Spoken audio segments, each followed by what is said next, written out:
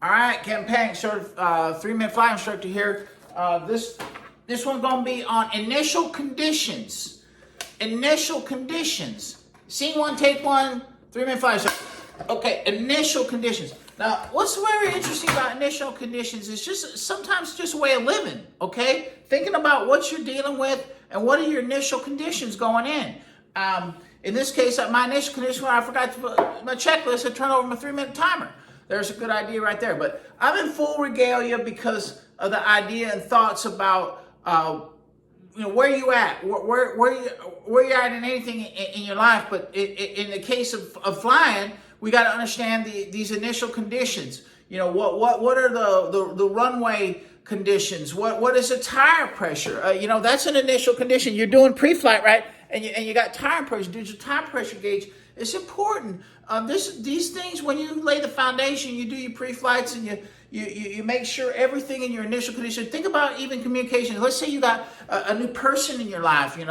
You're learning to love someone new. Well, what are the conditions of when you're trying to communicate with them, right? Are they in a car? Is it noisy? You're trying to communicate, make relationship. You can't make that connection sometimes because the initial conditions aren't calm and ability to communicate. And that's a cockpit too. What are the initial conditions of the volumes are set and such? As pilot and command, maybe you have audio panel, you take over ownership of that thing. You do your comm check with your certified flight instructor. How you hear me, I hear you loud and clear. How me you? What's with me you? You're new. This thing is happening fast, and you're starting to understand and get these things.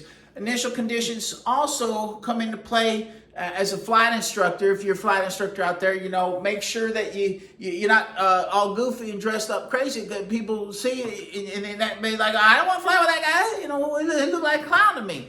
But the reality is in life, it's helpful. In flying, it's very helpful to understand your initial conditions. Goes back to weather, right? That's why it's so critical. So many decisions are being made on the foundation of your first initial conditions. Am I safe? All that kind of stuff. And think about it. It's kind of an engineering attitude, the givens. Sometimes the engineers will write up there, given this, given this, given this, given all this. And then they lay out their assumptions so that you can talk about it. And that cockpit resource management. Now, we haven't talked about use that term yet in some of these flight lessons, but cockpit resource management. Why not, when you get in that cockpit, discuss your initial conditions. That's your pre-takeoff, what's going to happen when I have an engine out, that kind of stuff. Your examiner does want to hear that, okay? That you understand what your initial conditions are and what happens if there's a change to them, how you're going to deal with it, all right? That's 3-minute flying start. Ta-ta for now. Get some sleep so that you have some real good foundation of initial conditions and don't be getting insomnia and staying up so late or early in the morning drinking coffee like a 3-minute flying instructor.